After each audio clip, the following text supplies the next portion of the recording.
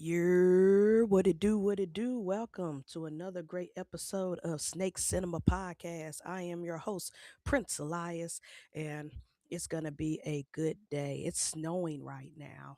It started last night, um, and knock on wood, everything is still okay in the neighborhood. Of course, we're not on the roads, we're not driving or anything, but um, it's not too bad, not too bad. But the snow looks very beautiful outside. I hope everybody is keeping warm. I hope everybody is keeping warm where they are and safe. Um, and have your precautions, your generators, and everything on standby just in case Mother Nature wants to mother us. You know what I'm saying? But, anyways, this episode and every episode is brought to you by ENT Reptiles. Orlando and TJ, thank you for all your support. Y'all follow them, ENT Reptiles, on all social medias, and be on the lookout for when they eventually will have animals available. They specialize in geckos, short tails, and of course, those white throat monitors or black throats. One of those monitors. It's the big monitors. Anyways, then those monitors are getting huge. Every time they post a video or picture, I'm like, dang. Them some big puppies right there. Them some big scaly puppies. But especially Valerian. Oh my gosh. That's a real dragon right there. But shout out to my bros. I love y'all. I appreciate y'all. And hopefully the roads will be clear so I can see y'all in Atlanta for SEER, the Southeast Reptile Expo. I will be coming down.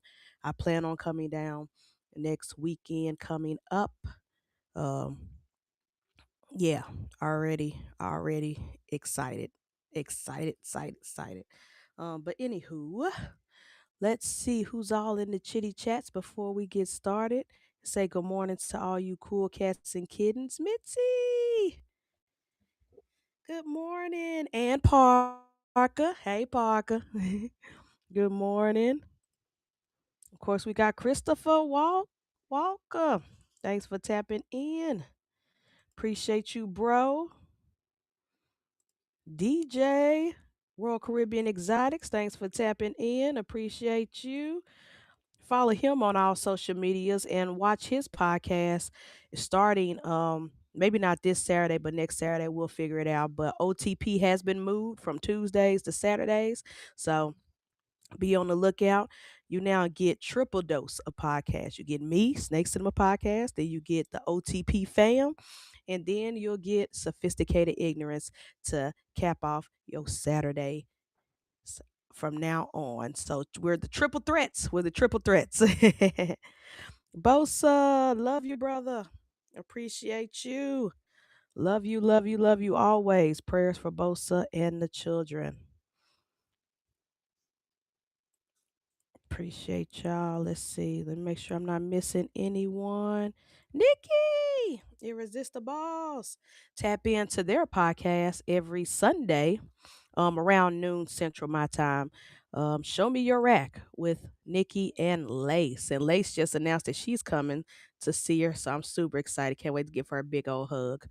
Um, super excited. But yeah, tap into their podcast, Show Me Your Rack. I love watching that show. Very good, very hilarious. And you see some dope animals from a lot of dope people. And shout out to Kurt. Kurt, I know Kurt is the quiet person in the background of Irresistibles, but he's still there. He's still around. But we love him. Let's see. Ba. Yes. Hit the like button, everybody. Hit the like. I appreciate you. Shout out to the replay gang, hashtag replay gang. I know y'all watch even after the show. Y'all are committed and I appreciate y'all support as well. So thank y'all. Today's gonna be a great episode. I'm excited. Award season has begun. It been begun, but award season has begun. And so today I'll be talking the Golden Globes in particular. And I will give you some good because there was some good at the Golden Globes that I was happy about. But I will also give y'all my infamous rant because they be playing. But and then the Oscar nominations have been released. It came out earlier this week. And so I will talk about that in the news section in just a quick moment. Let's see. Ba ba ba ba. And then also I am reviewing today The Bone Temple 28 years later, the sequel to the revised 28 years later. And so I will be reviewing that on today as well. Matter of fact, I think I'll be doing that first before I go on my rant because I feel like if I go on my rant, I'm be riled up for the review and I forget some stuff that I wanted to talk about. But let's go ahead and do the movie or music news of the week. First of all, next week I will be talking music because J. Cole has announced that he is dropping his highly anticipated last album. He claimed this is his retirement album, but rappers, they whoever retires, Jay Z done said he was gonna retire, Lil Wayne said he was gonna retire, then came back like who really retires? But J. Cole claims that he's retiring from rapping and that this new album, The Fall Off, is gonna be the final one. So I'm super excited. He did drop a single, and I will be talking about that next week. And then also ASAP Rocky dropped a highly anticipated. I'm glad he got off Rihanna for a few minutes to record an album because it seems like every year she pops out a new baby. I'm like, dang, Rocky, give her a break, let her breathe. But that's a beautiful family. I do love them as a couple, but as a celebrity couple, and their kids are so adorable. But he finally took a break, went into the studios, and dropped an album. And I will say, without giving a review, to me, it was well worth the wait. I really did enjoy it. I'm gonna listen to it again before I do my more in-depth review because there's certain songs I want to highlight and talk about the most. So next week we will go deep dive into that record as well. But music, even though this is the first quarter, and typically in the music industry, this is like the slow season for releases. I like that there are artists that still drop it in January to kick the year off, and they're dropping some dope concepts. January and February are usually the first quarter of the year are usually the slowest.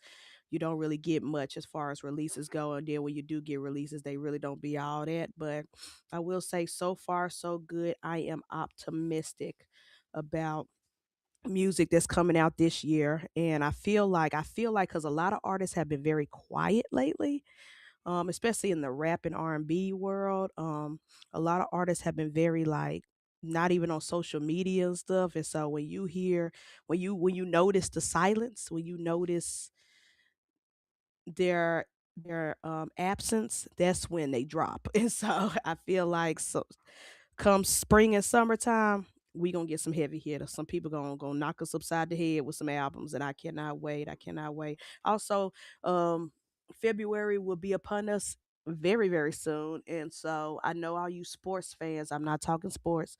Are excited about the Super Bowl.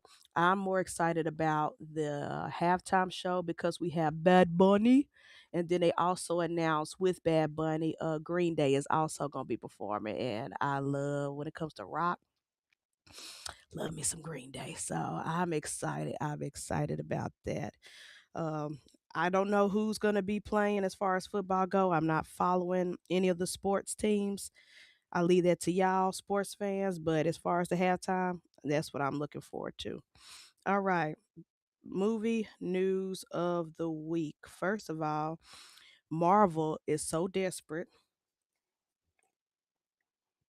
between the poor or lackluster receptions from everything they dropped last year, um, to even the good stuff that they dropped last year. It still was like people are like still talking about Marvel fatigue and superhero fatigue, and then also dealing with the backlash of Jimmy Kimmel and everything that happened and people boycotting Disney and stuff. They are desperately trying to get people back on their good graces. So they've been dropping a lot of different teaser trailers for um Avengers Doomsday, and it shows the desperation. Now, I am I am cautiously optimistic. Like I'm gonna see the movie regardless. Am I gonna see it in theaters? No, because I'm still part of the boycott. And there are so many ways you can watch Jack Sparrow. So I am going to watch it, but I am cautiously optimistic. Like the teaser trailers that they dropped, the last one was showing Shuri and M'Baku from Black Panther meeting up with the Fantastic Four. I think that's going to be a good dynamic, them teaming up during this whole showdown of this film. And seeing that interaction, I think it's going to be quite hilarious, honestly. But I am excited about that. The teaser trailer did look good. Letitia Wright um and the other actors, they look amazing in their costumes, their wardrobes and stuff. And so I have faith in the film, but again, I'm cautious about it because I feel like their way of promoting the film is bleeding out desperation on Marvel and Disney's part. Instead of just dropping one teaser trailer and then dropping the official trailer and still and not and had they not given away everything like Robert Downey Jr. coming back as Doctor Doom and stuff, had they not given everything away so early, so soon, and they just had faith and trust in their fans um to support, I feel like um it would have panned out better. It would have panned out a lot better. But now they're like, "Come, we're bringing your favorites back. We're bringing your favorite actors back. We're bringing them back. Come on, come to the theaters, please, please forgive us. We'll do better. We'll do better." That's what it seems like with the marketing. But we'll see. We'll see. Another. Oh, sorry. R.I.P. We did have an R.I.P. that happened. Rest in peace to Roger Ehlers. Ehlers. For those who don't know, he directed a lot of some of the best Disney animated films. He was co-director of the original Lion King, The Little Mermaid, Aladdin, Beauty and the Beast, The Rescuers Down Under. He co-directed and worked behind the scenes on a lot of classic films, and he passed away at the age of 76. So rest in peace to him. And he will be remembered for the great work of art that he was a part of. So rest in peace to him. And then also another shakeup in Disney's ecosystem. So much has happened. Kathleen Kennedy, if y'all don't know, she was the president of Lucasfilm. So the whole Star Wars, when they revised Star Wars and brought that back, she was in charge of all of that. And she worked with as president of Lucasfilms for 14 years, and she finally announced that she's stepping down and leaving. And replacing her will be Dave Filoni.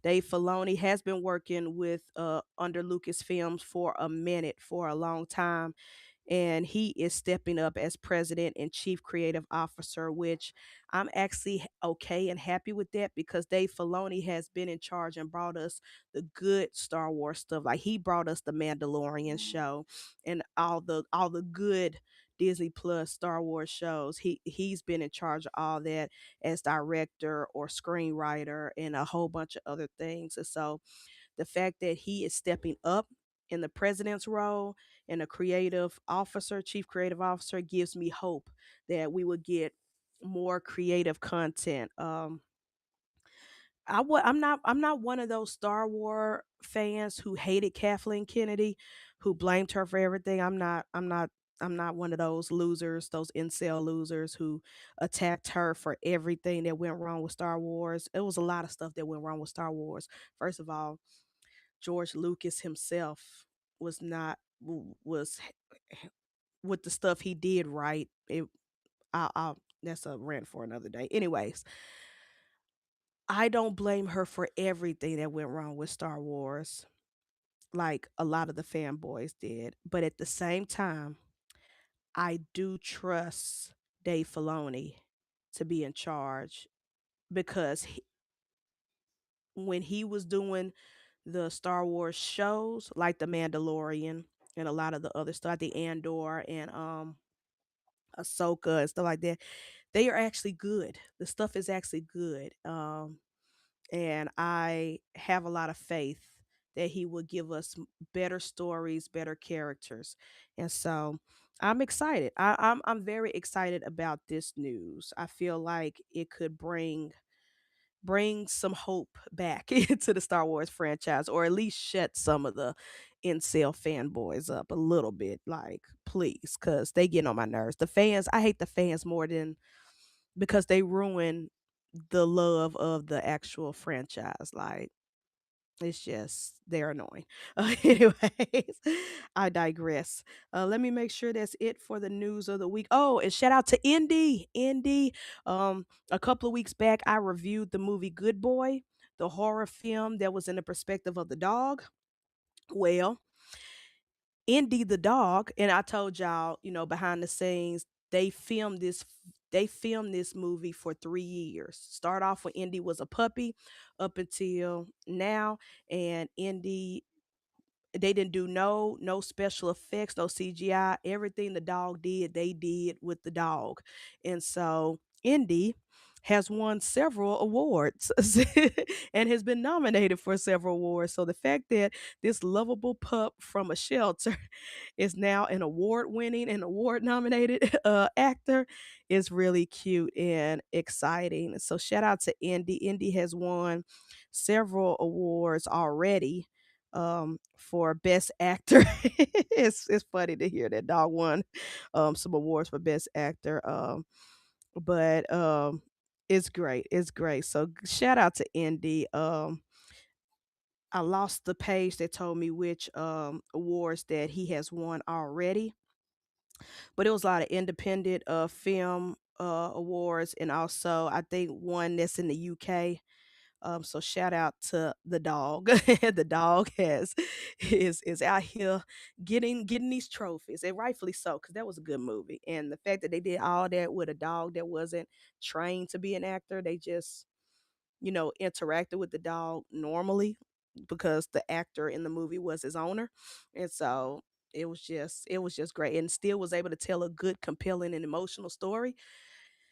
Shout out to all of them, the filmmakers, the directors, everybody. Some people then came in while I was talking. Dickie, thanks for tapping in. Appreciate you.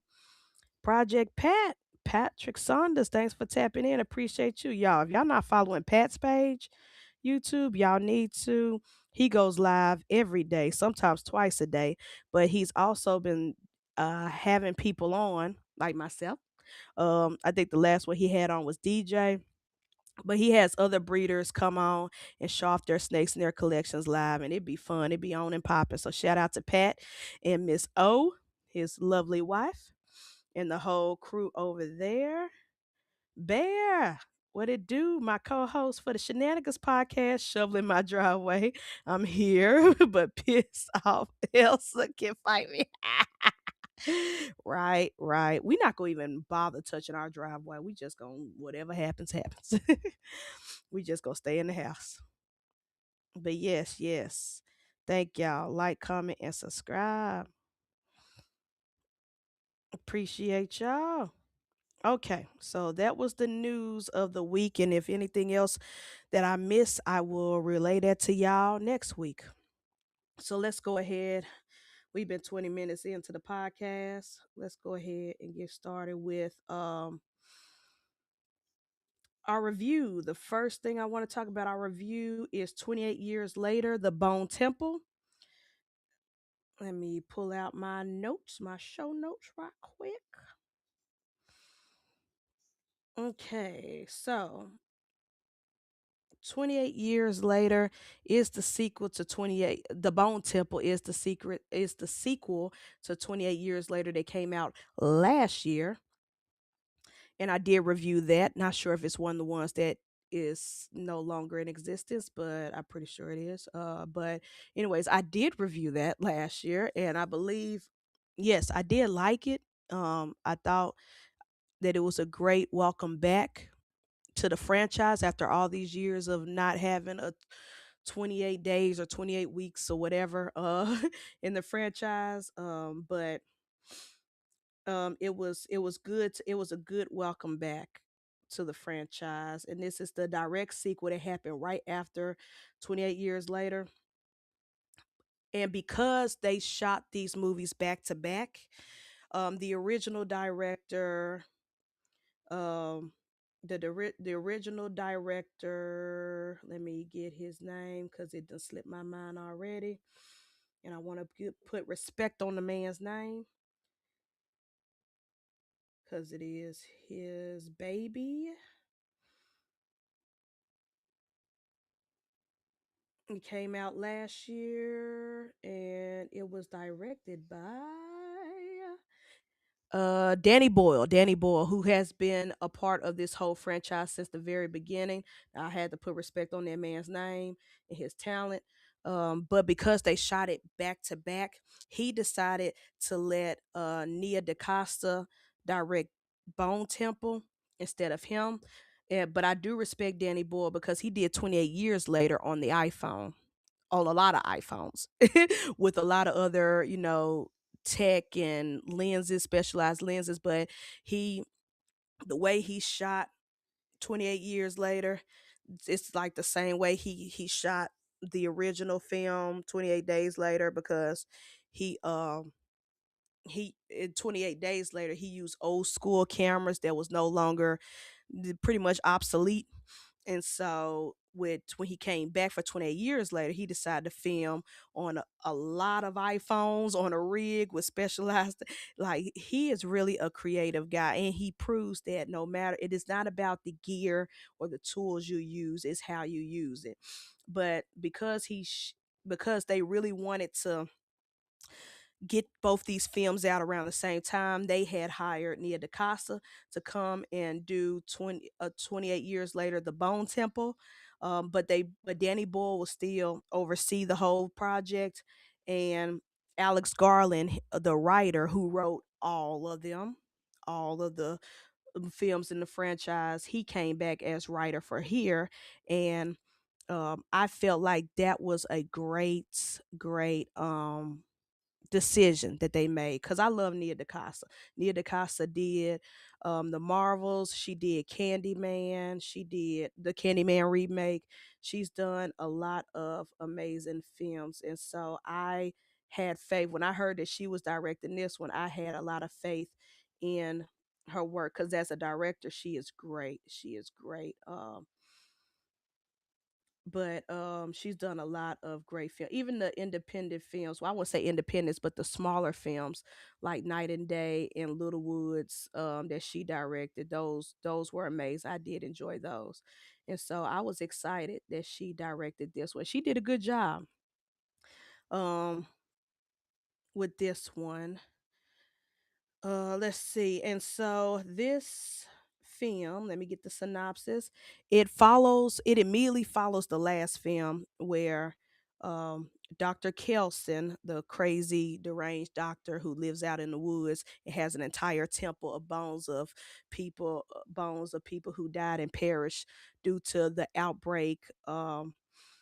He's been trying to find a cure for the rage or the disease that caused people to be infected and become like killer zombies or whatever. And so it picks up where he finds himself um pretty much in a friendship bond with one of the alpha infecteds, named Samson, from the last movie. And pretty much he's using, or he befriended this zombie, this infected. I need to stop saying zombie because they're not zombies, but the infected. He befriended this alpha, and he pretty much um tries to cure. He spends the movie trying to cure or find a cure or find an antidote to pretty much figure out why the infected act the way they do, and can it be eradicated without killing them, without outright killing them. And while he's doing that throughout the film, Spike, the young boy from the last film, is pretty much going through trying to survive not only the infected but the crazy cult of the Jimmies that came to save him in the last film, at the end of the last film. He got rescued by this group of crazy people in jumpsuits called the Jimmies, and they're led by their leader Jimmy Crystal, played by, oh my gosh, the same villain from Sinners. Oh my gosh, I love him. But they and so throughout the film, we're following Spike trying to survive the crazy cult and the infected, and then we got Dr. Kelson trying to find the cure of the infected while befriending one of the crazy alpha killers infected who pretty much will rip you apart like with his bare hands. And so I love this narrative because, and I love it way better than the last film because it shows not only does it shows the typical, whenever there's an outbreak or whenever there's an apocalypse or whenever there's something crazy's going on, that you have to fear the humans that are left alive more than the actual monsters, because in reality the humans are the real monsters. But it also shows a lot of empathy for the infected. Like, they're not, like, yes, they are bloodthirsty monsters, but there's a reason, because in this film you get to see from their perspective. When someone gets infected, you get to see exactly from their perspective of what they're seeing. They're not seeing innocent people like children and family. They're seeing something crazy like a demonic possession, and they think they're in the right for killing but those people. But in reality, they're killing normal everyday people. They're killing their best friends, their loved ones, their parents, their children, but they don't know that, because what they see when they become infected are demon monsters. Like, so they're like, oh, we're trying to survive. So it's basically fight or flight. Like, what are you going to do? Which is why, and it also explains why some infected people are weak and fragile, and weak and fragile, and skin and bones and starving, because they're more scared and they're more frightful, so they might fly and run away. Whereas you got the alphas like Samson, who sees and he's like, "No, I'm gonna fight you. Like, you're the scary monster. I'm gonna fight you to survive." So it explains a lot of why are these infected people weak and can barely move and moving slow, and then you got these that's like running full speed coming at you and stuff like that. But anyways, I don't want to give it away because I want y'all to go see the film. It is very, very good. I will say I love this way more than last year's film. I really do. But you need to watch last year's film to get this film. It's like the appetizer, and this is the main course, in my opinion. Um, and so if you haven't seen 28 Years Later, it's probably on streaming now. Probably rent it or watch it on Amazon Prime or something like that, or whatever streaming service. Watch that and then go watch Bone Temple, and then it all makes sense. And I love, and actually the kid character, because kid characters in horror films are hit or miss. They can either be amazing or they could be annoying.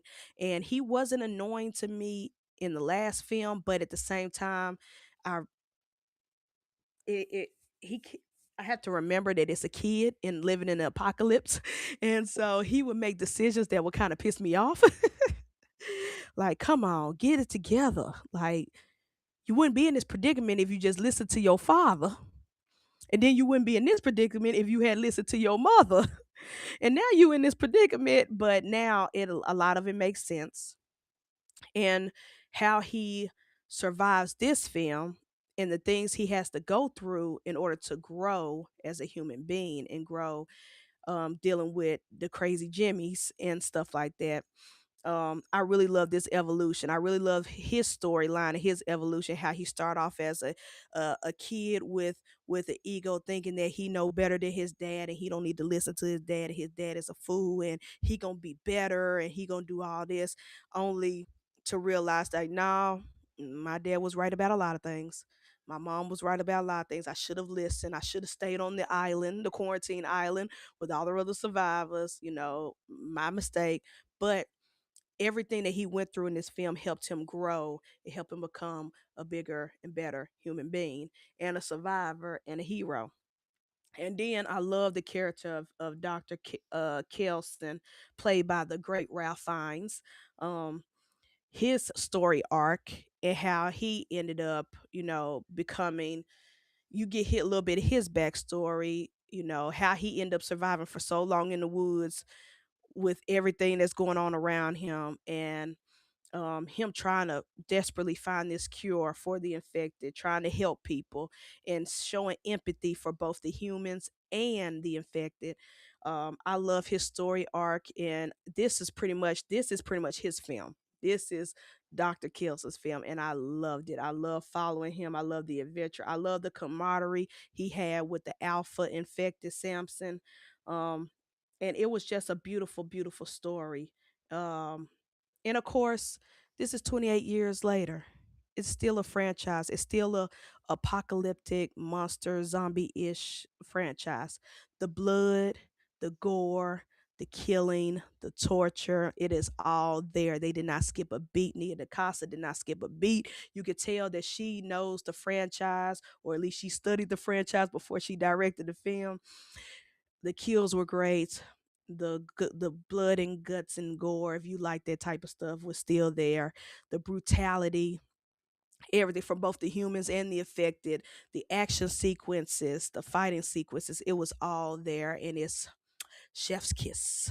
So for me, so far, the Blood Temple is a great addition to the entire 28 timeline franchise. 28 days, 28 weeks, 28 years.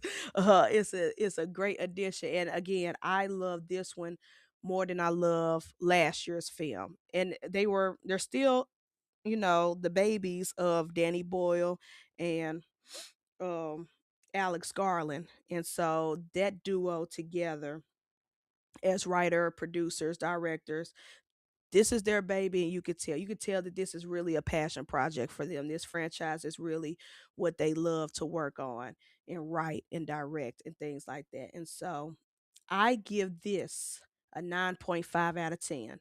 Amazing. Had a great time. I'm going to watch it again. Very rewatchable. And I love the characters. I love the acting. I love the scary parts, the gore. Whenever Samson showed up, even when Dr. Kelso sedated him, I was still afraid of that man, that infected Alpha. I was still afraid of him the whole time. I was still on edge, like, please don't kill the doctor. Please don't rip his spine apart. Please don't do it. Like, I was so scared. Every time he showed up, I was just like, oh shoot, it's on like a pot net bones. But it was a great, great film, and I highly recommend it. So yes, please go out and watch The Bone Temple from 28 years later. Great, great movie. I had a great time, and like I said, I will watch it again. Um Super, super good. Let's see. Jesus, Bear. The temp is 1 degree but feels like -13. Ah, heck nah. Y'all be warm, y'all be safe. Fred, what it do? Thanks for tapping in. I hope I get to see you at Sear next weekend. I promise. I'm gonna get some sled dogs or something. If this snow ain't melted by the time I leave for Atlanta, cause I'm coming. Hope to see you, bro. Ken, long time no see. Thanks for tapping in. Shout out to the RWO family. I believe they're going to do a Vance already did on his channel, but they're gonna do another auction for Bosa, and so please follow the RWO family. Follow Ken, follow Pressure P, follow everybody for more information. But thanks for tapping in, brother. Appreciate you. Are you going to review Black Phone 2? Yes, yes. That's definitely on the list. Another person had recommended that to me. It's coming up. Yeah, I am. Maybe in the next 2 weeks or so. I should be. Ro, Mr. Floppy, thanks for tapping in. Check out Row with the rest of us tonight on Sophisticated Ignorance. Ignorance. And also check out Row on Mondays with the Chondro Corner on Herb Collectors Network. Mm, okay, yeah, yeah. Code doing it with we is okay. Dope, dope, dope. So everybody be on the lookout. And if you want to donate anything, store credit, merch, things like that, high end animals, keyword high end animals, because we're trying to raise as much money as possible. Hit up Wiz, hit up Ken, hit up Pressure P. Mhm. Let them know. Let's see, make sure I'm not missing anybody. All right. Next topic. Next topic. Let's see. Mm, okay. Like I said earlier this episode, uh it is award season. Awards are happening. Now, people like me, I'm a film nerd. I've been a film nerd my whole life. My mom keeps telling me that when I was a kid, I told her I was going to work for Mr. Walt Disney. And I really thought that. I got a bachelor's degree in film and video productions. I was a part of the Grammy board for college students. And I did apply to be a part of the Oscars, the Academy board for college students, but that fee was a lot of money. That was part of college tuition. I was like, dang, y'all charging college students this much just to be voting members? Mm-mm. It's a sham. But I say all that to say I love award season. I love, love, love watching the award shows. Even when they be on ABS, it's just my form of entertainment. I love seeing, and not only that, but I love seeing creators, not the studios, forget the studios, like F them, but creators like the directors, the writers, the cinematographers. I love, love, love seeing them get the flowers that they deserve for the work that they put in, because acting, directing, writing screenplays, y'all be trying to ask chat gpt to do your regular homework. Imagine coming off the dome writing a script for a movie, like with no chat GPT, with no help. So I always like giving people the flowers they deserve and giving credit where credit is due to talented creatives, because I'm a creative. And so I just love watching these awards shows. So one of the major awards that has happened already is the Golden Globes. And it was hosted once again this year by Nikki Glazer. She's, I'm be honest, I don't know much about Nikki Glazer except she is a comedian. But I do know that she had hosted it last year and she did a great job. I enjoyed her. And she did it again this year. And her writing team, because it's not just the comedian, they also have a whole team of writers. They did a great job as far as jokes go. Her delivery on stage when she's telling the jokes landed. Her monologue was great. Her her her delivery, her punchlines when she was joking on Leonardo DiCaprio, man, that joke was hilarious. I died laughing. Um it just all hits. And she even threw a shot at the studios, at the TV studios that air the Golden Globes. I think it's CBS or whatever. She threw shots at them. And it was great. It was great. I always say that I love my favorite ones is Amy Poehler and Tina Fey. I love when they be hosting award shows. I think Nikki Glazer is my second favorite. And I think they should keep bringing her back, because she didn't miss this year. um that was good. And then also, let's see, pull out my show notes. Sorry, y'all, I'm trying to delete the old show notes. Let's see. And so the Golden Globes aired, and the biggest winners was One Battle After Another and Netflix's Adolescence. Now, I did watch both. I haven't reviewed both, but I did watch them. Adolescence with the kid who it was the whole mystery of the kid murdering his friend, and did he do it, did he not, blah blah blah. That was worth it. I think adolescents deserve everything they want as far as TV goes, um or limited series goes, especially the young actor who played the kid, the boy on trial for murder. He played that role. He played that role. And congratulations to him because he become the youngest winner to win best actor, and he in that category. And yeah, that was, I think they won, yeah, they won 4 awards, rightfully so. I think all, yep, the actors who played the mom and dad, they won. It was well deserving. They deserve, that was worth the hype. After seeing that show Adolescence, it was definitely worth the hype. I was very happy to see Tiana Taylor won for her role in One Battle After Another. The film itself, I have very mixed feelings with One Battle After Another. Um, as far as acting goes, the actors did an amazing job. As far as story goes,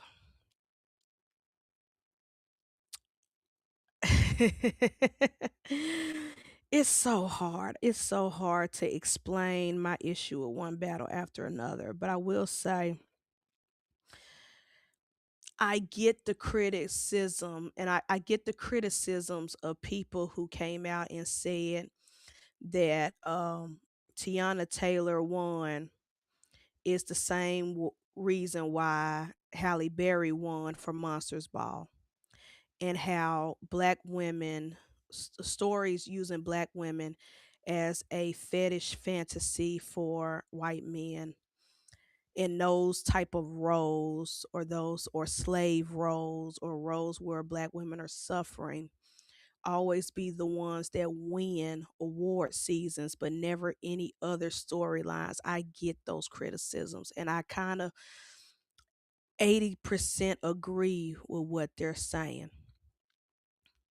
So what people are saying, like, why do black women always get awarded for those type of roles but not for any other type of roles? Because Tiana Taylor has been acting for years. She has been in a lot of great movies and films and TV shows, and this is the one where she gets her award for. So I'm conflicted because I feel like out of everybody who was nominated, she deserved it. She did. Absolutely deserved it. And her acting in that movie was worth it. Like, the talent was there. But at the same time, I don't feel like One Battle After Another, the film itself, is worth any of the accolades that it's been getting and the hype that it's been getting. That's just me. That's why I didn't review it yet on this channel. Like, I thought about it, and some people have asked me, but after watching it, I watched it twice because I felt like, because when I watched it the first time, I was like, maybe it's because I'm not in a good mood or good headspace, or maybe it's because we're living in this so political time sphere, and and I'm just too sensitive for this subject matter.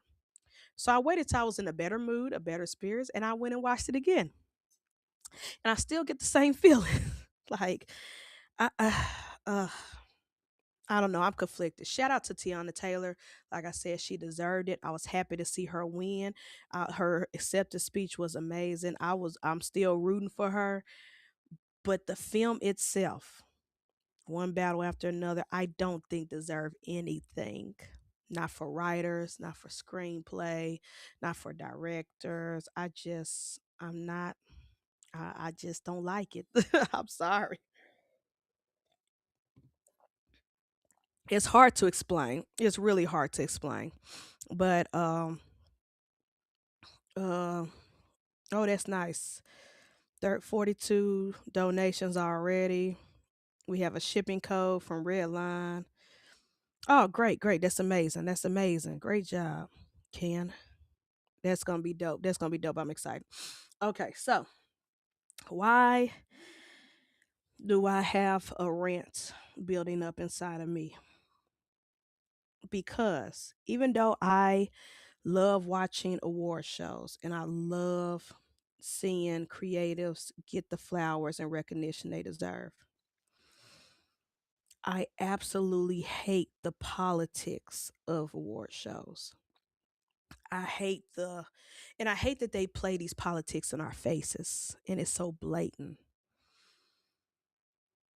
First of all, y'all gonna quit playing in Ryan Coogler's face like he's not that dude. Y'all just gonna quit. Let me see, when did Sinners come out? Sinners was released in April of last year. Sinners was not only a box office hit, not only did they make their money back and then some, but it came out in April and it dominated the entire summer. It came out in the spring and dominated the entire summer. Sinners was talked about all over, not just on social media, but in everyday life. People are saying, hey, have you seen this movie? Did you go see this movie? Have you watched that movie? People were going back to the theaters, back to back to back, me included. Hearing people say, yo, I went to go see it twice. I went to go see it 3 times. I went and took my family. I did it. Like, Sinners brought people back into the theaters when people were saying the theater is dead. It was a cultural phenomenon. It was a box office smash. People were having dissertations about it. Irish people were making TikToks about it. Like, everybody known the man was talking about Sinners. It came out in April. Michael B. Jordan not just played one role, he played 2 roles. And he played those 2 roles so well. He played twins. He played it so well that people forgot that it was just Michael B. Jordan twice instead of 2 different actors. So you mean to tell me a movie that came out in April dominated the box office, brought people back into the theaters, dominated social media, dominated the entire summer, did all these amazing, amazing accomplishments, these amazing feats. And then a movie like Marty Supreme come out on Christmas Day at the end of 2025. And you mean to tell me, Tim, and I love, don't get me wrong, I love Timothy Chalamet. I love me some Timothy Chalamet. He's a great actor. And I did watch Marty Supreme. I did. I'm not going to sit here and lie to y'all. I did watch Marty Supreme. And Marty Supreme is a good film. But you mean to tell me a movie that took over all of 2025 since April was beat out by a film that just came out on Christmas and did not make their money back, actually financially flopped. If we're talking finances, like blockbusters, like did not make their money back.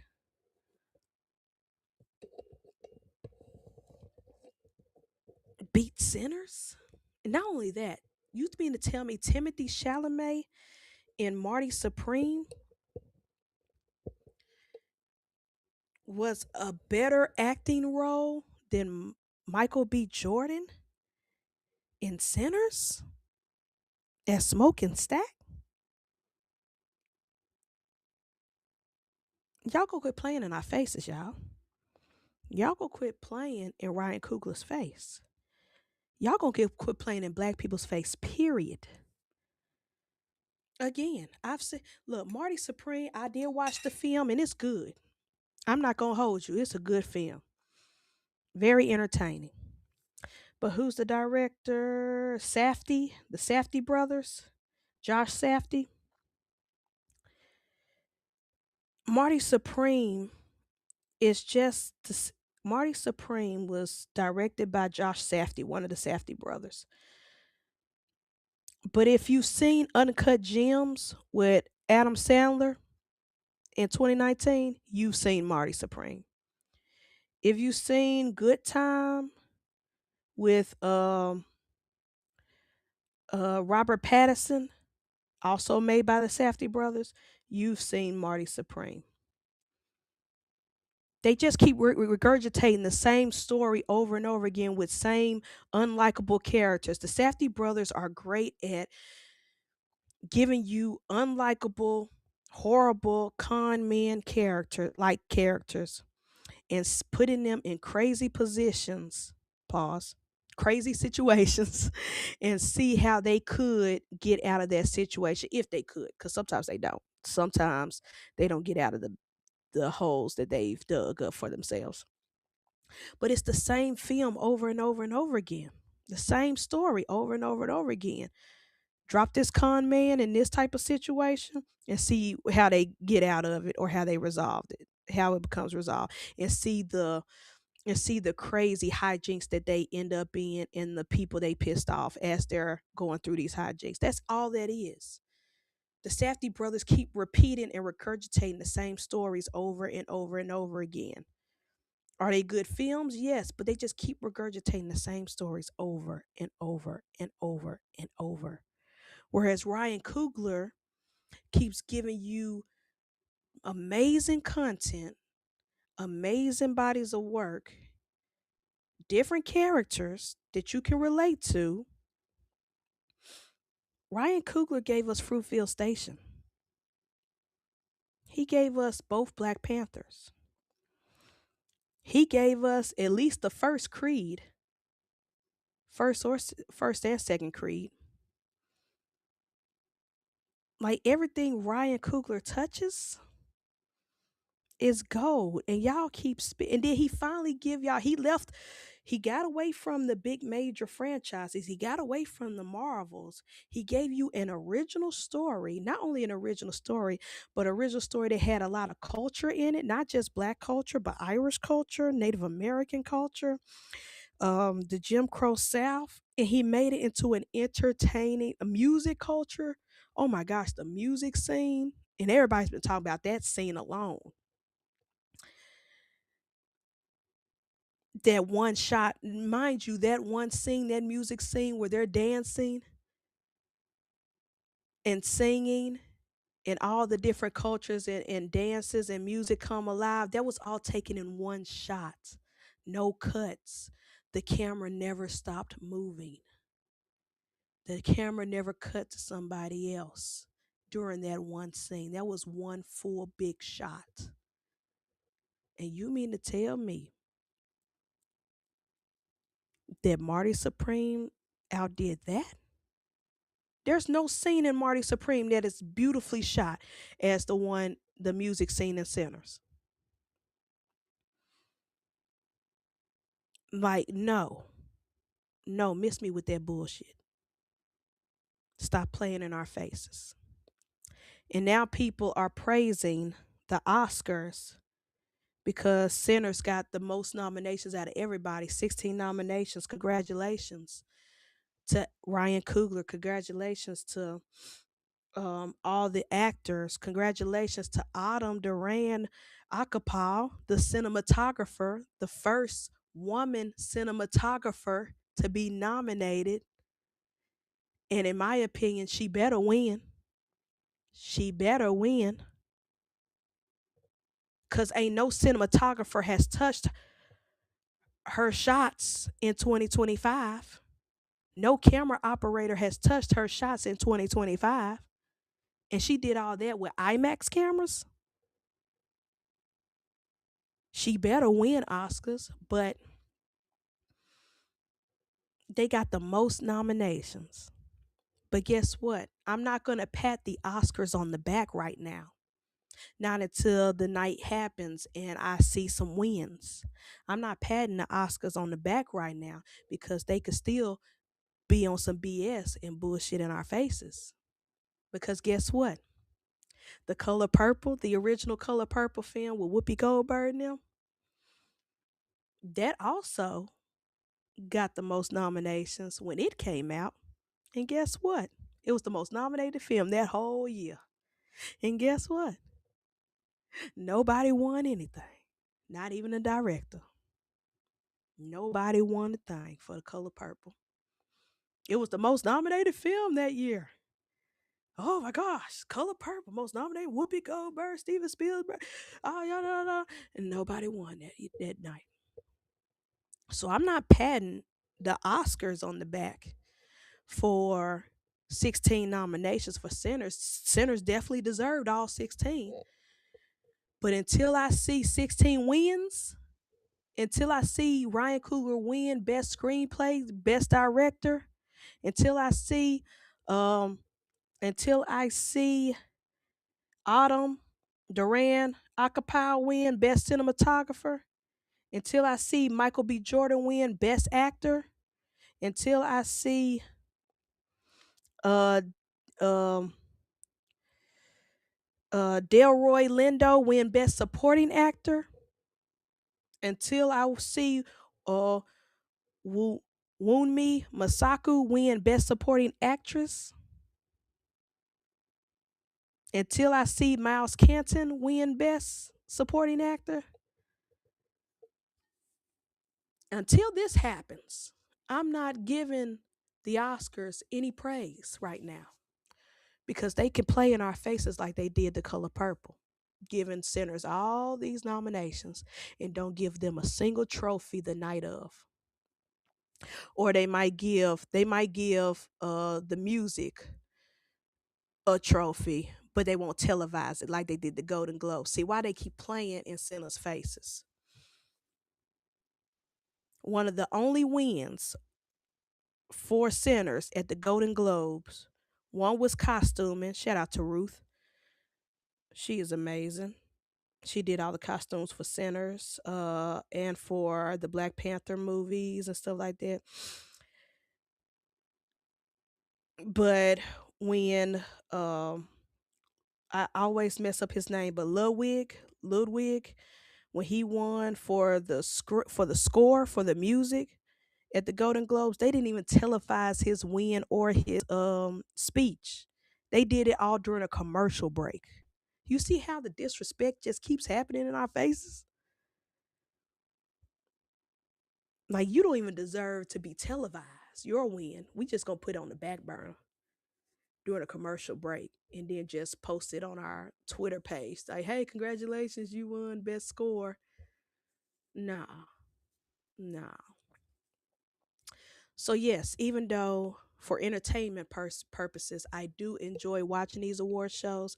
I'm not so blind to where I don't see when the BS is happening.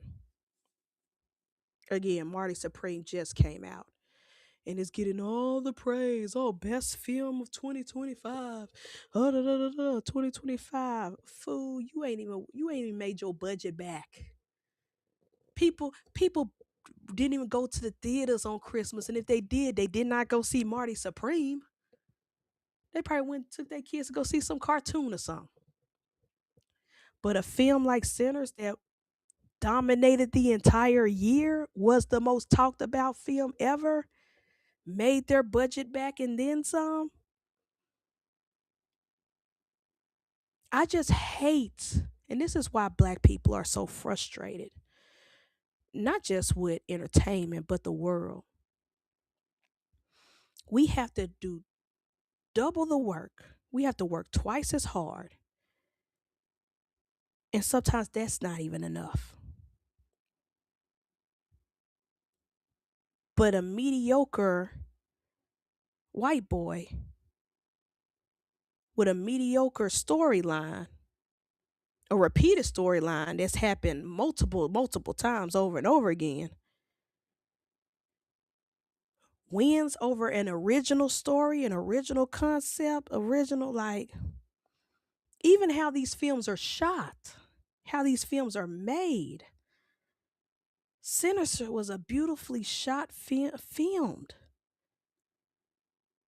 Marty Supreme looks like everybody looks dirty in that movie. And I know that's artists interpretations, artists expressions. A person could shoot a photograph one way, different styles interpret. I get that, but Come on, y'all. You can't tell me a movie that just came out in December deserves everything that movies that came out before it. No, don't play with me. Don't play with me. And that's not the only thing. Let me go back. Oscar nominations. Let me go back. And this is what's going to piss me off even more because there are other films. I made it after last year's award show. I made it my mission to watch everything that people claim were going to be nominated. I went back and watched a lot of films that I've never reviewed, like F1, their race car NASCAR movie. I went and watched it. Begonia, I watched it. I actually reviewed it. I loved it. Frankenstein, I watched it. What else? Train Dreams, I watched it. I haven't seen Hamnet yet. I need to go watch Hamnet. But I saw one battle after another. I made it my purpose to watch as many films as people said was going to be in the award seasons. I watched as many as I could, even the ones that I did not get a chance to review. Best animated feature, I watched every last one of these. K-pop Demon Hunter, Zootopia 2, Leo, Arca. I watched all these. I made it my mission. That way, when these award shows happen, and if the film that I love did not win, I could at least say, hey, I get it. I saw the film that won. I get it. I understand. I may not agree, but I understand.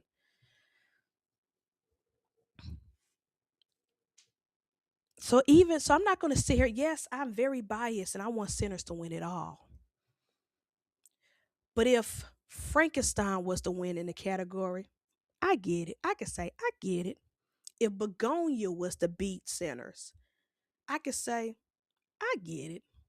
If Emma Stone beats any of the ladies as Sinners as far as acting, I get it.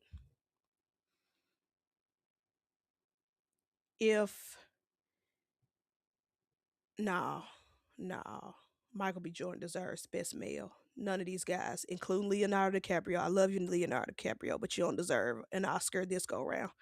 Um, but if let's say if Stellan Skarsgård was to beat Delroy Lindo for Best Supporting Actor, I get it, and I can say that because I watched both films.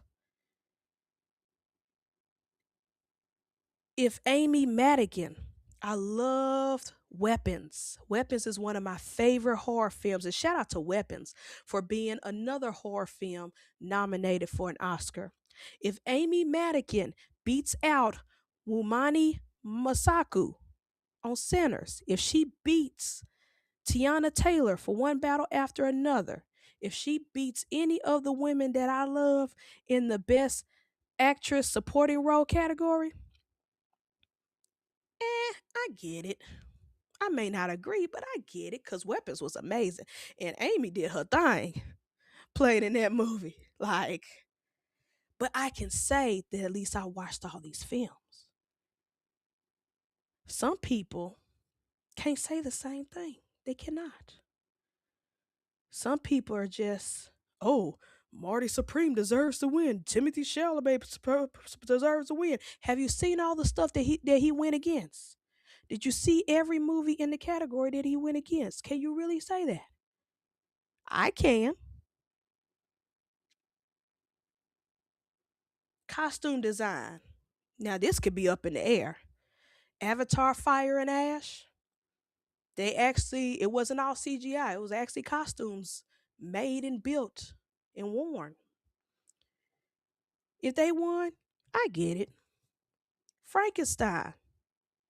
If they beat Sinners in costuming, I get it. If Marty Supreme beat any of these folks in costuming, really? That's when I know you playing in our faces. That's when I know y'all on some BS and y'all just want the little mediocre white boy to win everything. Best directing. Okay. This is up in the air. This is up in the air. Directing Chloe Zhao for Hamnet, Josh Safdie for Marty Supreme, Paul Thomas Anderson for One Battle After Another, Joachim Tier for Sentimental Value. I still haven't watched that. I need to watch Sentimental Value because I've heard good things about that. Ryan Coogler Centers. I'm gonna take Sentimental Value off this, but if we go with Chloe Zhao, Josh Safdie, Paul Thomas Anderson, and Ryan Coogler. If Paul Thomas Anderson wins Best Directing for One Battle After Another, I'm going to be pissed. If Josh Safdie wins Best Directing for Marty Supreme, I'm going to be pissed. Again, I have to watch Hamnet, but Chloe Zhao is that girl. She can direct her just like Ryan Coogler. Her catalog speaks for itself. So I'm pretty sure her direction in Hamnet, even though I haven't seen it yet, and I'm going to, and I'm gonna make it my mission to come back and review it for y'all. But if you tell me Josh Safdie and Paul Thomas Anderson beats Ryan Coogler for best directing, I'm going to be pissed. And I know that y'all playing in our faces because as far as directing goes, those two names should not be over Ryan Coogler. I've seen all three of their films. No way. You can't tell me. You can't pee on me and tell me it's raining. You cannot. I refuse. So we'll see. I'm not patting the Oscars on the back not once until the night comes and we see how many centers win and what category they win. Because if they just give them music and costuming and something obsolete that's never televised over the acting categories and the directing and the screenplay, then I know y'all really on some bull. Or if they don't win at all, like y'all did The Color Purple the year that came out, then I know y'all really on some bull. They basically like, let's give these niggas a bone so they can just shut up. Let's give them 16 nominations so they can just shut up. Cause that's basically what it's looking like, these award shows. That's why I RIP to the BET Awards, because that's no longer, thanks to Paramount, FU Paramount. But that's why I value the BET Awards and the NAACP Awards, the Black Award shows. I value them way more than the Oscars and the Golden Globes. Because the Oscars and the Golden Globes, all they do is just throw niggas a bone and hope we shut the fuck up. Instead of, because they know if they were really basing this off talent, if they know they were really basing these wins off skill, we would win every year. We would tear the club up every year. Timothy Chalamet would not be a thing. Like if we gonna keep it real. Like I said, I love Timothy Chalamet. He's good in the movies he's in. But the way they're trying to hype him up for Marty Supreme out of all the roles he's given us, nah, this ain't it, baby. This is a very mediocre role. Of anybody could have played Marty Supreme. Anybody could have played Timothy's role in this. Any actor, you could have threw anybody in their role.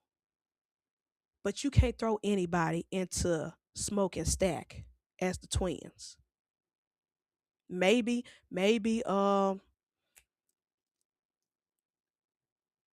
nah. You couldn't. You couldn't throw anybody in Delroy Lindo's role in Centers. You couldn't. No, you couldn't. You couldn't.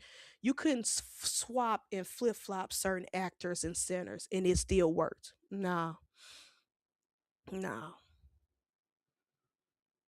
But I digress. We'll see. We'll see. Anyways, Golden Globes, fuck y'all, cause y'all tried it. And Oscars, I'm gonna be watching. I'm gonna keep my eye out on y'all this award season and see how y'all play out. Now that, like I said, if anybody from Begonia wins, I understand. I understand that was a great ass film. If anybody from certain other categories of film win, I understand. I get it.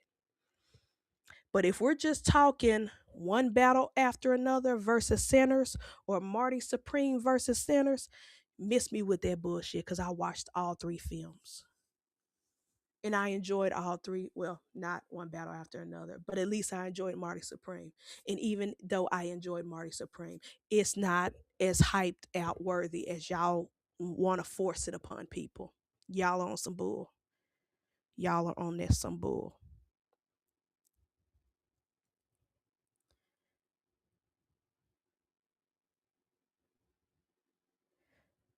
Let me see.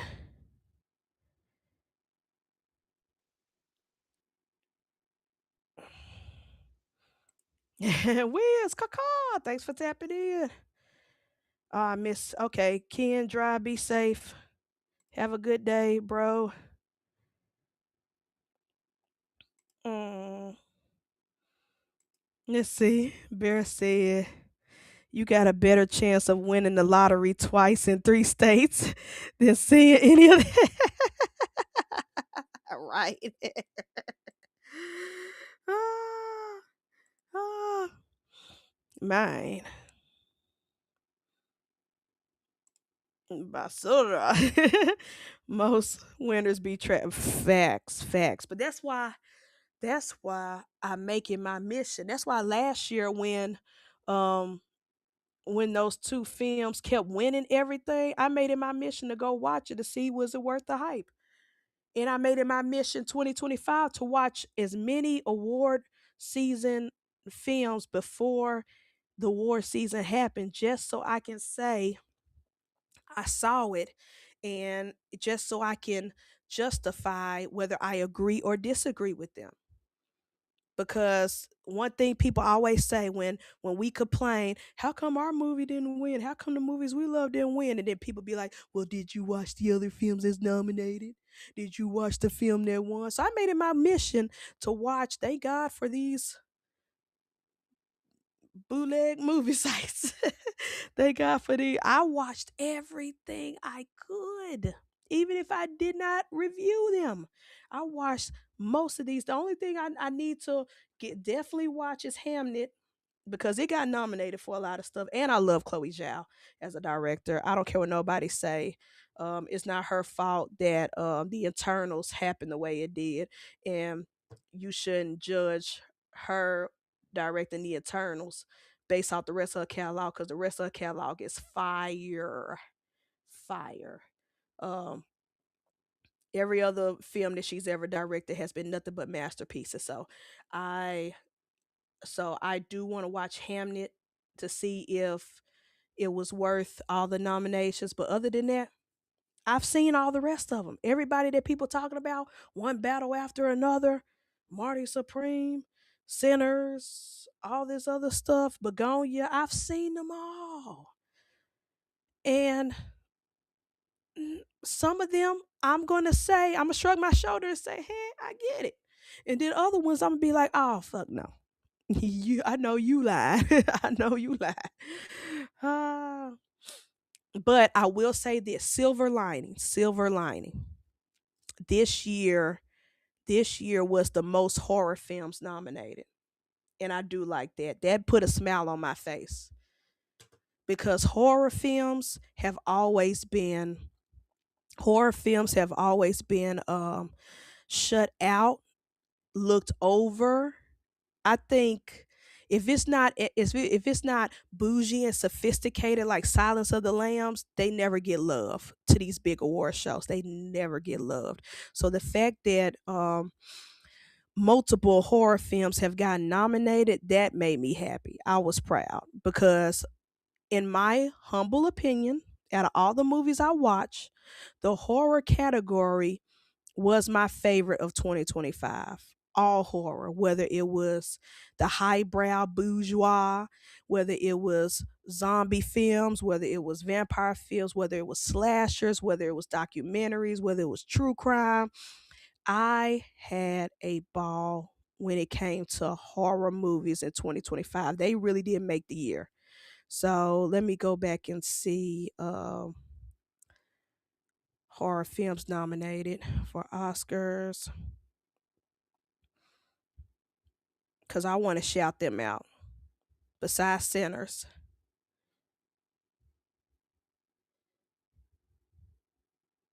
let's see, nominated for Oscars.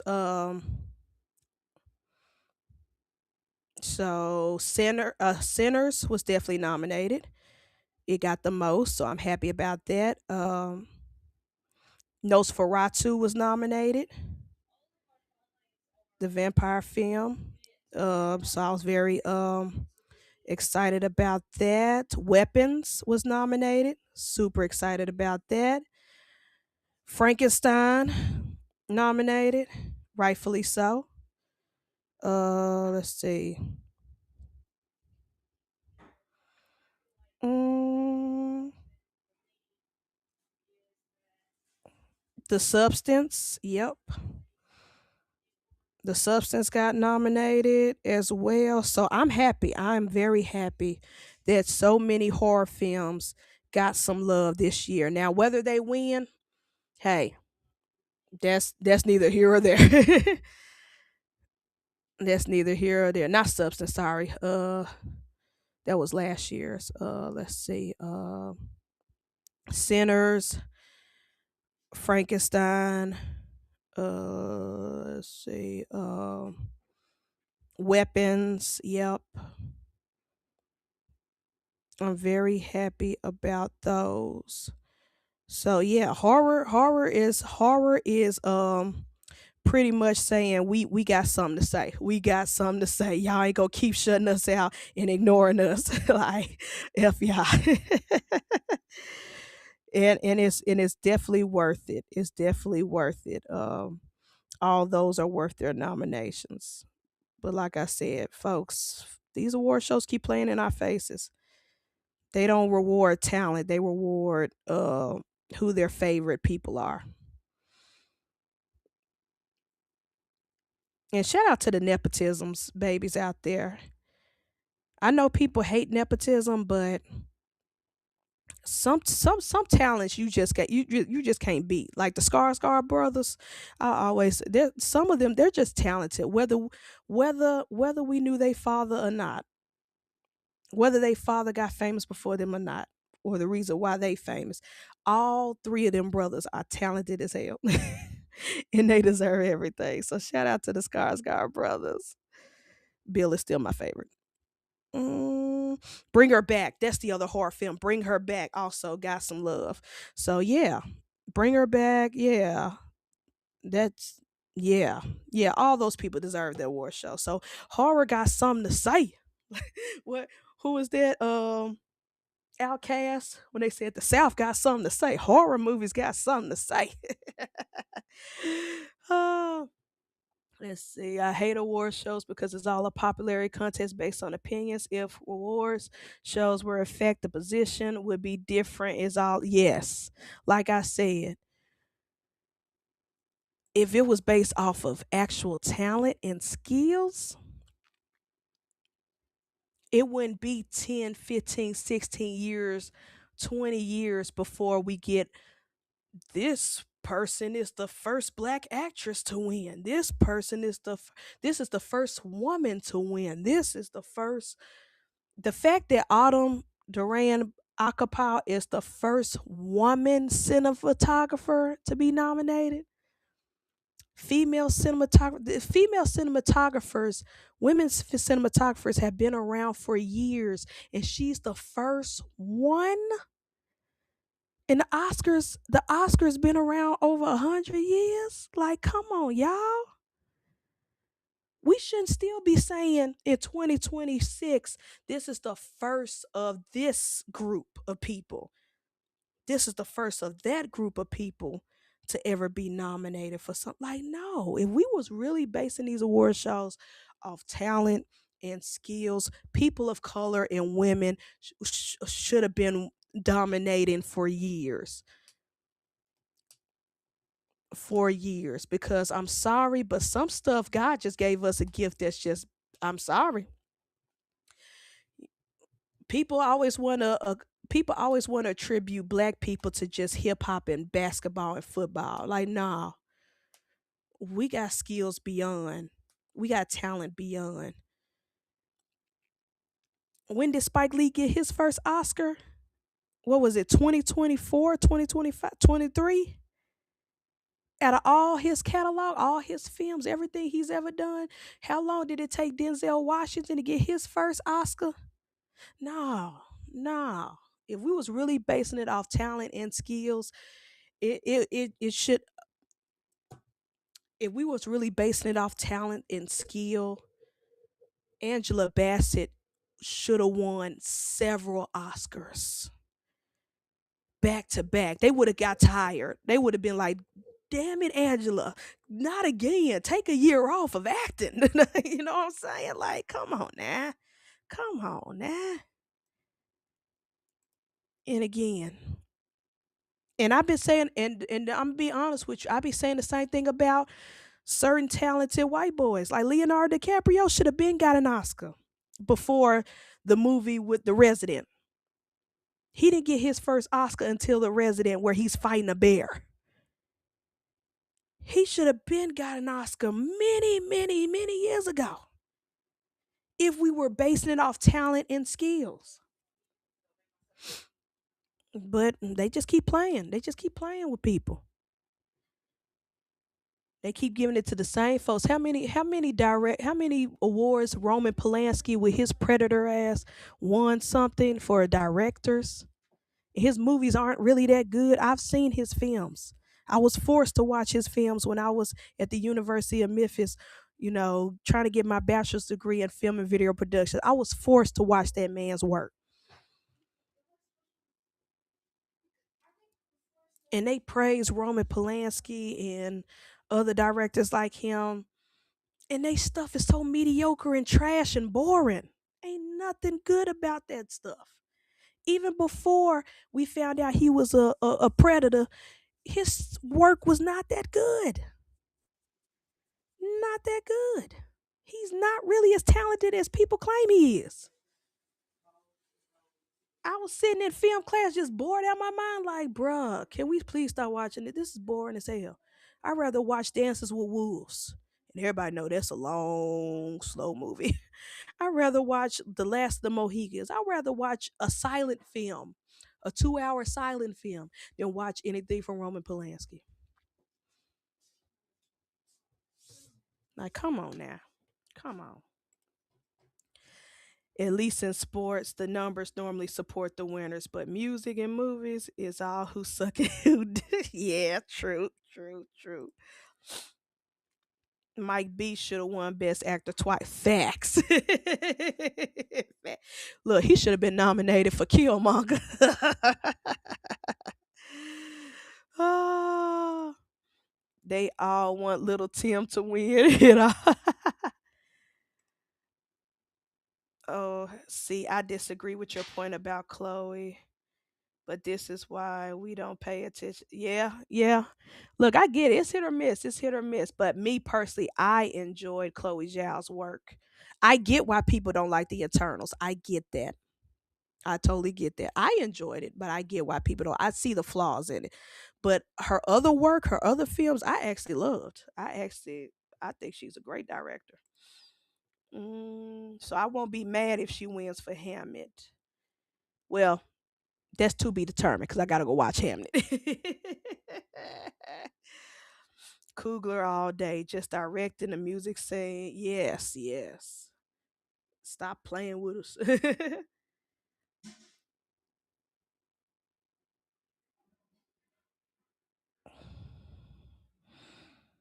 Let's see. Bear said the black award shows are just as bad, especially NAACP. They had white women running it for years, claiming to be black and no one better.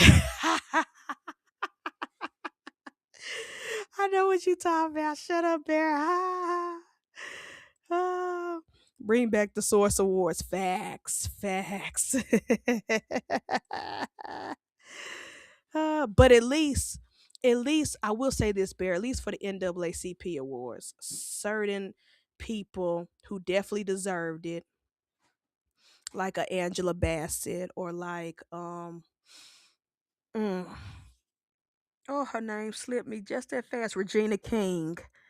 People like that who actually starred in some great roles, who got shut out or ignored with the Oscars and the Golden Globes, at least they got some love there. They got some love there for the right roles and stuff like that. I would give them at least that. Pray for me as I hit this blunt. Yes, I missed The Source. The Source was my favorite award show to watch. I missed it. Yes, if Delroy does not get Best Supporting Actor, I'm rioting. I'm rioting. Y'all can argue about Michael B. Jordan left, right, and sideways, but I am rioting for Delroy. He been deserved an Oscar. Have you seen all his catalog? He been deserved an award many, many moons ago for at least Best Supporting. Baby Mama Candy, what it do? What it do? Thanks for tapping in. Good morning.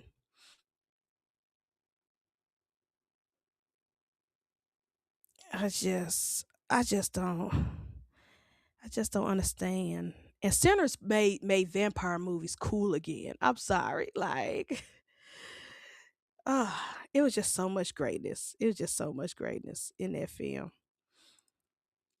But I get it. I get it. I get it. Okay. Let me get off my soapbox and stop ranting. We've been on for over an hour. I'm just happy the Wi Fi did not go out with this snow right now. Knock on wood, it stays that way so I can be on sophisticated ignorance tonight. But we'll see. If not, if y'all don't see me no more today, y'all know why. Because it's snowing outside and our internet ain't the best to begin with. But but I digress. Thank y'all for tapping in to another episode of Snake Cinema Podcast. Like I said, next week is going to be about music because next week I will be in Atlanta for the Sear Southeast Reptile Expo. I'll be at the Airbnb with DJ and the crew, the Family Lamb, the Dinkerville, USA. And so I will be doing a review on J. Cole and new music as well as ASAP Rocky. Then after that, I will come back with some more movie stuff. I think I'm gonna go ahead and do Black Phone 2. Ken asked about that, and I did watch it, so I think I'll go ahead and review that um, in 2 weeks as well. So more to come, and I will be giving y'all an update on these award shows as they come along because the Oscars will be coming up. A whole bunch of stuff. Love you too. Um, thank you. And so it will just be on the lookout. Thank y'all for tapping in for sophisticated, not sophisticated, dang, for Snakes in the Podcast. Brought to you by ENT. Also tune in every Thursday to the Shenanigans Podcast with me, Bear, Maki, Candy, Father Don every Thursday at 6:30 Central Time. And then tap in soon OTP after this show. Saturday afternoons once DJ and them decide times on Saturdays, and then tap in tonight sophisticated ignorance with all us ignorant people in the Wiz Tang crew, and then tap in and watch Father Dunn every Sunday around 1 p.m. Central Time for Everyday Keepers, F&A Balls for right after for Serpent's Sunday show. And yeah, let's just continue to support everybody. Lace and Nikki, Irresistible Balls for Show Me Your Rack Sunday mornings. All that jazz, all that fun. Let's support everybody who supports us. Again, be on the lookout because Wiz, Ken, Justin, Pressure Pythons, they are collaborating and doing an auction for Bosa together. So be on the lookout. Donate. Reach out to them if you have anything to donate, whether it's merch or store credit for future snakes or high end animals.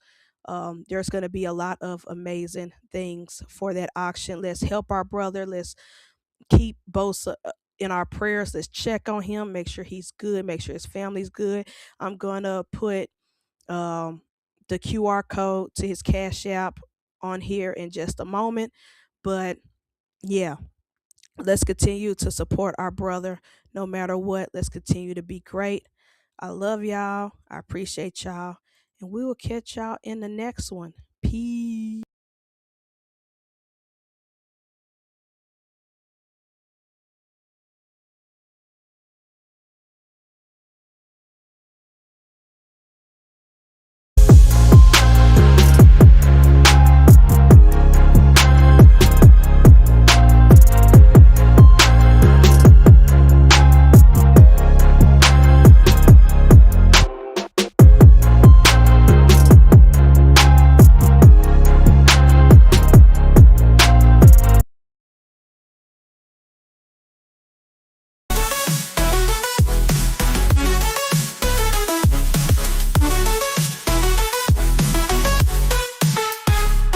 Every episode, spitting truth, old school jams and the latest youth. We keep it